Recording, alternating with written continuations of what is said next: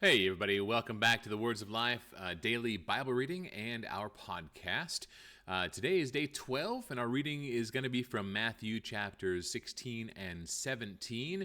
I sure hope you are staying warm as we are here at least experiencing kind of a winter event, and I hope everybody is safe and dry. All right, let's dive right into our reading. The book of Matthew, chapter 16. And the Pharisees and Sadducees came, and to test him, they asked him to show them a sign from heaven. He answered them, "When it is evening, you say, 'It will be fair weather, for the sky is red.' And in the morning, 'It will be stormy today, for the sky is red and threatening.' You know how to interpret the appearance of the sky, but you cannot interpret the signs of the times. An evil and adulterous generation seeks for a sign, but no sign will be given to it except the sign of Jonah."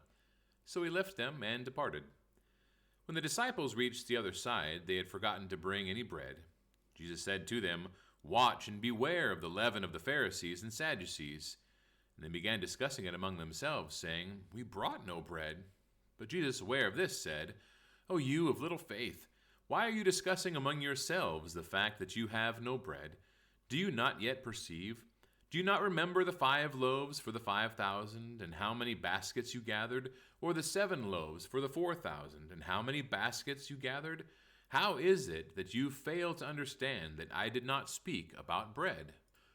Beware of the leaven of the Pharisees and Sadducees." Then they understood that he did not tell them to beware of the leaven of bread, but of the teachings of the Pharisees and Sadducees. Now when Jesus came into the district of Caesarea Philippi, he asked his disciples, "Who do people say that the Son of Man is?" And they said, "Some say John the Baptist, others say Elijah, and others Jeremiah or one of the prophets." He said to them, "But who do you say that I am?" Simon Peter replied, "You are the Christ, the Son of the living God."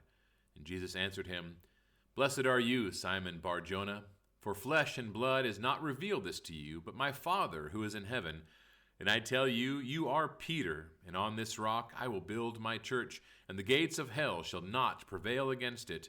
I will give you the keys of the kingdom of heaven, and whatever you bind on earth shall be bound in heaven, and whatever you loose on earth shall be loosed in heaven." Then he strictly charged the disciples to tell no one that he was the Christ. From that time, Jesus began to show his disciples that he must go to Jerusalem and suffer many things from the elders and chief priests and scribes, and be killed, and on the 3rd day be raised. And Peter took him aside and began to rebuke him, saying, "Far be it from you, Lord, this shall never happen to you." But he turned and said to Peter, "Get behind me, Satan. You are a hindrance to me, for you are not setting your mind on the things of God, but on the things of man." Then Jesus told his disciples, "If anyone would come after me, let him deny himself and take up his cross and follow me. For whoever would save his life will lose it, but whoever loses his life for my sake will find it. For what will it profit a man if he gains the whole world and forfeits his soul? Or what shall a man give in return for his soul? For the Son of Man is going to come with his angels in the glory of his Father, and then he will repay each person according to what he has done. Truly I say to you, there are some standing here who will not taste death until they see the Son of Man coming in his kingdom." Matthew chapter 17. And after 6 days Jesus took with him Peter and James and John his brother, and led them up on a high mountain by themselves. And he was transfigured before them, and his face shone like the sun, and his clothes became white as light. And behold, there appeared to them Moses and Elijah talking with him. And Peter said to Jesus, "Lord, it is good that we are here. If you wish, I will make 3 tents here, one for you, and one for Moses, and one for Elijah." He was still speaking when, behold, a bright cloud overshadowed them, and a voice from the cloud said, "This is my beloved Son, with whom I am well pleased. Listen to him." When the disciples heard this, they fell on their faces and were terrified. But Jesus came and touched them, saying, "Rise, and have no fear." And when they lifted up their eyes, they saw no one but Jesus only. And as they were coming down the mountain, Jesus commanded them, "Tell no one the vision until the Son of Man is raised from the dead."